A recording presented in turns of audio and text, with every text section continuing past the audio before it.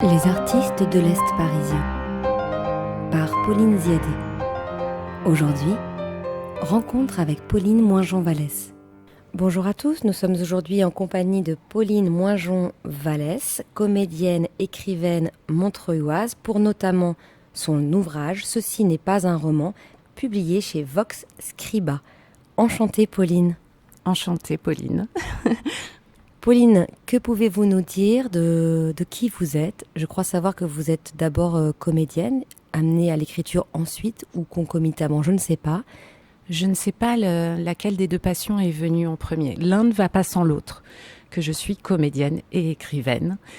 J'ai été passionnée par le théâtre depuis toute petite. Je crois que mes premières années de théâtre, j'avais 8 ans. Et il me semble que déjà à cette époque, j'avais un journal intime. Donc j'aimais déjà écrire. Il y avait de la poésie dans ce journal intime ? Il y a toujours eu de la poésie. C'est une manière de m'exprimer qui m'est propre, je crois. Ça me permet en tout cas d'aller au plus proche de moi-même, de passer par la poésie. Comédie, poésie, voix haute, donc un rapport à la parole. Un rapport à la parole, et ce qui est très rigolo, c'est que je suis publiée chez Vox Scriba. Ça m'a fait rire. Comédienne de théâtre ? Principalement comédienne de théâtre. J'ai été formée à l'ESSAD et je suis venue aussi donc à faire des voix parce que j'aime beaucoup le micro. Être planquée derrière un micro, c'est aussi formidable. C'est comme un nez de clown en fait. Il n'y a personne qui nous regarde, on peut faire ce qu'on veut, on est très très libre. Donc j'ai commencé par la Radio France, avec les fictions dramatiques. Et puis parce que j'ai eu la chance de rencontrer des gens qui faisaient du dessin animé français et qui m'ont proposé aussi de faire des voix françaises de dessin animé. Donc on est très libre aussi. En fait, les dessins se font après les voix. Donc on a un vrai travail de création de voix aux antipodes de ce que nous promet l'intelligence artificielle aujourd'hui. Complètement. On est complètement aux antipodes de l'intelligence artificielle parce qu'on crée nous-mêmes quelque chose, c'est proprement humain, émotionnel, ce qu'on ne peut pas trouver dans une intelligence artificielle. Alors racontez-nous, ceci n'est pas un roman. Déjà c'est assez ambigu, enfin paradoxal.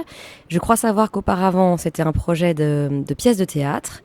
C'est devenu visiblement un roman ou peut-être un récit, vous allez nous en dire plus. Qu'est-ce que ça raconte ? À quel moment vous avez initié cette écriture-là ? Et comment vous avez bifurqué d'une écriture théâtrale à une écriture de prose ? En fait, au plus lointain que je remonte, toutes mes écritures relatent d'une même recherche, une espèce de quête identitaire, mais qui ne serait pas seulement la mienne, qui serait une quête identitaire universelle. Et j'ai besoin d'aller chercher les autres aussi. Je procède par interview, je vais vers les autres quand j'ai un thème fort. Alors j'ai beaucoup travaillé sur la violence conjugale et la violence domestique, parce que je me suis toujours demandé pourquoi au sein d'une famille qui doit proposer l'amour, et parce qu'il y a de l'amour au sein d'une famille forcément, pourquoi on en vient à être très violent. Et ça m'a toujours questionnée, et également parce que je me demande comment on peut se construire au sein d'une famille ou d'un modèle parental qui ne nous convient pas, au sein d'une société qui ne nous convient pas forcément. Comment se retrouver, comment s'aimer pour mieux aimer les autres et vivre ensemble. C'est quelque chose qui traverse toute mon écriture comme un fil rouge. Et effectivement, avant ce roman, il y a eu L'Affranchi, qui est une pièce de théâtre qui a été montée en 2017. Et L'Affranchi raconte l'histoire d'une jeune femme qui essaye de se défaire de ses entraves familiales. Parce que, comme je le disais bien souvent, on est aussi entravé par un bagage du passé qui ne nous appartient pas forcément. Un fantôme. Ce fantôme qui nous habite, ces générations passées qui sont là malgré notre volonté, qui s'impose à nous. Et donc cette jeune femme tente de se défaire de ses entraves familiales pour mieux se retrouver et retrouver son fils qu'elle a perdu de vue. Cette pièce a été jouée et il me semblait que ça y est, j'avais fait le tour. Alors dans cette pièce, je joue tous les personnages. Mon personnage s'appelle Alice Albert dans L'Affranchi. Elle raconte son histoire familiale, donc elle est adoptée, il y a sa belle-mère, il y a aussi un peu de son papa et il y a son fils. Et ces personnages ont continué de me poursuivre et j'ai eu besoin, même si j'avais fait le tour dans le jeu, j'ai eu besoin d'écrire une espèce de saga familiale en fait, pour aller au bout de ce personnage. Pour le fixer d'une autre manière, ce ne serait pas joué, mais dans une écoute plus intérieure, une voix plus intérieure ? Oui, je crois que j'ai eu besoin effectivement de l'immortaliser quelque part. Cette recherche autour de ce personnage, je l'ai développée pendant le confinement et c'est devenu un roman. Mais dans ce roman, on retrouve différentes voix.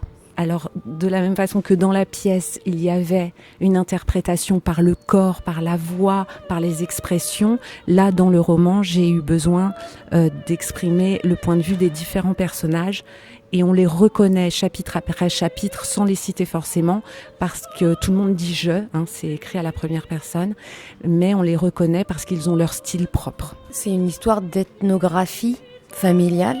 C'est une recherche, alors ça se situe autour d'une famille propre, mais quelque part qui touche à l'universel, parce que je pense que tout le monde peut s'y retrouver.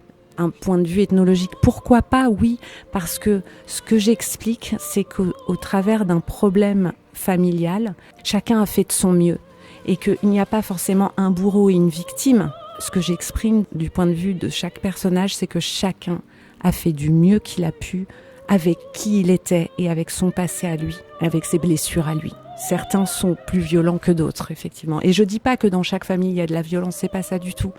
Mais je pense que, en tout cas, s'il y en a, il y a moyen de pouvoir être résilient. C'est de ça que parle principalement la pièce et le livre. Il y a un aspect fiction, enfin autofiction, documentaire dans cette exploration. Bien sûr qu'il y a toujours un rapport à l'universel, parce que les sujets qu'on traite le sont, mais vous avez travaillé à partir de votre propre histoire. J'ai travaillé au départ au travers d'histoires qui ne me sont pas du tout connues. J'ai vraiment été à la recherche de femmes, d'individus, femmes principalement, qui ont connu des violences et je les ai interviewées.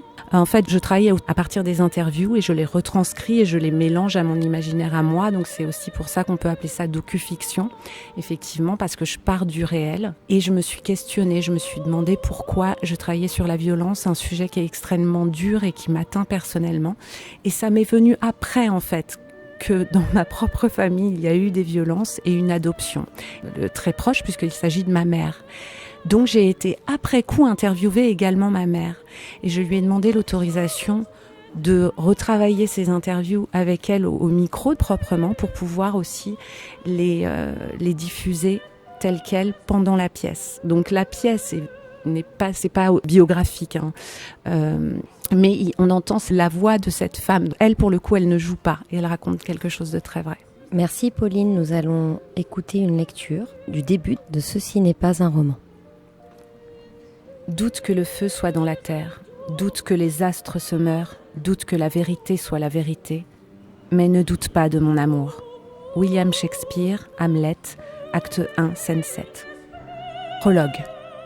Antoine, Boulogne, printemps 1948. Pardon, Patricia. Pardon, mon amour. Ma petite reine, pardon 1000 fois. Je supporte pas de te voir souffrir à cause de moi. Je suis qu'un merdeux qui te mérite pas. Tes larmes me bousillent la charpente, un abri branlant devenu le cercueil de mon cœur. Tes émotions fagotées en menaces plongent sur moi en cascade comme abattement d'arbres en forêt. Un vrai désastre humanitaire. Tout se bouscule à l'intérieur. Mes pires douleurs de rage vont rongeant la moelle et cherchent bastonnade pour aller à la casse. Entre toi et moi, c'est la désolation.